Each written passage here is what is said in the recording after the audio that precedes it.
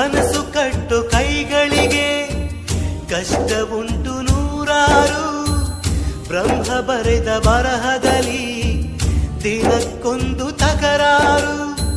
ನ್ಯಾಯ ನೀತಿ ಧರ್ಮಗಳ ನೆಚ್ಚಿ ನಡೆದವರಿಗೆಂದು ನಾಲ್ಕು ದಿಕ್ಕಿನಲ್ಲಿಯೂ ಕಾಣುರೆಲ್ಲ ನಮ್ಮೋರು. ಅಳುವಿಲ್ಲದ ಅಳುಕಿಲ್ಲದ ನಿಷ್ಕಲ್ಮಶ ಮಡಿಲಲ್ಲಿ ಮಗುವಾಗಿಯೇ ದಿನ ಕಳೆಯುವ ಸೋದರರ ಕಥೆಯಲ್ಲಿ.